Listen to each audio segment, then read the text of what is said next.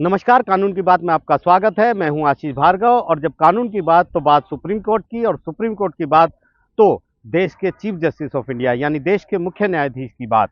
अब तैयारी हो गई है। Chief justice of India justice N V Ramana ने कानून मंत्रालय की चिट्ठी का जवाब दिया है, जिसमें पूछा गया था कि उनका उत्तराधिकारी कौन होगा, क्योंकि वो 26 अगस्त को रिटायर हो रहे हैं। तो ऐसे में चिट्ठी का जवाब दे दिया है जस्टिस रमन्ना ने। और दूसरे नंबर के वरिष्ठता में जज जस्टिस यू ललित का नाम भेज दिया है कि अगले चीफ जस्टिस ऑफ इंडिया देश के मुख्य न्यायाधीश का प्रस्ताव कर दिया है जस्टिस ललित के लिए। और 27 अगस्त को उनको शपथ लेनी है। अभी राष्ट्रपति के पास ये मामला जाएगा और उनके नियुक्ति के वारंट जो है वो साइन होंगे और 27 अगस्त को उनको शपथ लेनी है, राष्ट्रपति उनको शपथ दिलाएंगे। तो काफ़ी अहम है ऐसे मोड़ पर, जब देश को 49वें चीफ जस्टिस ऑफ इंडिया मिलेंगे और जस्टिस ललित जो है वो दूसरे ऐसे चीफ जस्टिस होंगे जो सीधे बार से, यानी बतौर वकील वो प्रैक्टिस करते थे और सीधे सुप्रीम कोर्ट में 2014 अगस्त में उनको जज सुप्रीम कोर्ट का बनाया गया था। इससे पहले जस्टिस एस एम सीकरी थे जो सीधे बार से सुप्रीम कोर्ट पहुंचे थे और उसके बाद देश के मुख्य न्यायाधीश बने थे। लेकिन जस्टिस ललित के पास चीफ जस्टिस ऑफ इंडिया के तौर पर इस पद पर बहुत लंबा वक्त नहीं होगा। केवल 74 दिन वो इफेक्टिवली देश के की न्यायपालिका के मुखिया रहेंगे। वो 8 नवंबर 2022 को रिटायर हो जाएंगे और जस्टिस डी वाई चंद्रचूड़ यानी जो तीसरे नंबर के इस समय वरिष्ठता में जज हैं, वो अगले 2 साल से ज़्यादा वक्त के लिए देश के 50वें मुख्य न्यायाधीश बनेंगे। जस्टिस ललित आज़ादी के 75वें साल में 74 दिन के लिए देश के मुख्य न्यायाधीश बनने जा रहे हैं। जस्टिस ललित को क्रिमिनल केसेस का यानी आपराधिक मामलों का मास्टर कहा जाता है। बहुत सारे बड़े मामलों में बतौर वकील वो पेश हुए हैं। 2G केस में सुप्रीम कोर्ट ने उनको स्पेशल पीपी बनाया था ट्रायल कोर्ट में।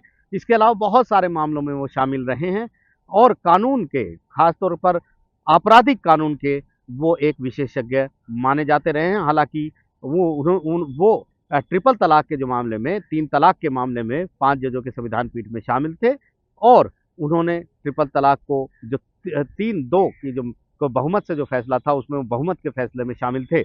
बहुत सारे मामलों में वो शामिल रहे हैं जो काफ़ी अहम मामले रहे हैं। और यहाँ पर जस्टिस ललित जो हैं वो नालसा के यानी नेशनल लीगल सर्विस अथॉरिटी के एग्जीक्यूटिव चेयरमैन भी हैं और उन्होंने जो देश के गरीब तबके तक, दूर तक बैठे व्यक्ति तक न्याय को सुलभ करने के लिए, न्याय तक पहुँच के लिए बहुत सारे प्रोग्राम किए हैं। खुद प्रधानमंत्री नरेंद्र मोदी से लेकर chief justice N V Ramana ने, राष्ट्रपति ने काफ़ी तारीफ उनके इस कदम की है, क्योंकि लगातार उन्होंने कोविड के समय भी जाकर अलग अलग राज्यों में, 11 राज्यों में जाकर अलग अलग वर्कशॉप की थी, समझाया था। ऐसे दबे कुचले लोगों के लिए बहुत सारे विशेष प्रावधान किए हैं ताकि वो कानून की अदालत तक पहुंच सके, अपने केस को यहाँ ले आएँ। और बड़ी व्यवस्था उन्होंने की है जिला स्तर पर, देश के सभी जिलों में। तो उसके लिए उनकी काफ़ी तारीफ लगातार होती रही है। तो जस्टिस ललित फिलहाल जो हैं वो दूसरे नंबर के वरिष्ठता में जज हैं। अब वो 27 अगस्त को शपथ लेंगे, देश के मुख्य न्यायाधीश बनेंगे। हालांकि उनका 74 दिन का कार्यकाल ज़रूर है, लेकिन वो सबसे कम नहीं है, क्योंकि जस्टिस के एन सिंह जो है वो 17 दिन के लिए देश के मुख्य न्यायाधीश बने थे।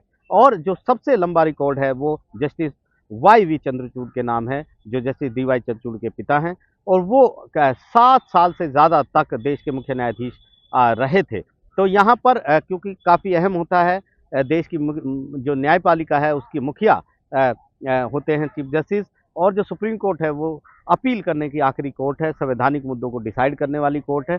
और ऐसे समय में chief justice N V Ramana retire हो रहे हैं, जब बहुत सारी चीज़ें हैं, बहुत सारी अपॉइंटमेंट भी होनी है। सुप्रीम कोर्ट में भी बहुत सारे 3 जज पहले से नियुक्तियां हैं, 3 जजों की जो होनी है।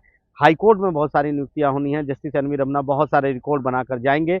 एक साथ 9 जजों को सुप्रीम कोर्ट में शपथ दिलाई गई। 3 महिलाएं एक साथ, पहली बार 3 महिला जजों ने शपथ ली। शपथ कार्यक्रम जो है वो सार्वजनिक तौर पर प्रसारित किया गया। उसके बाद पहली बार ऐसा हुआ जब देश को पहली मुख्य न्यायाधीश मिलेंगी जस्टिस बी वी नागरत्ना के तौर पर। उनकी भी नियुक्ति जो है वो जस्टिस रमन्ना के कॉलेजियम ने कराई। हालांकि उसमें जस्टिस ललित भी शामिल रहे, जस्टिस चंद्रचूड़ भी शामिल रहे।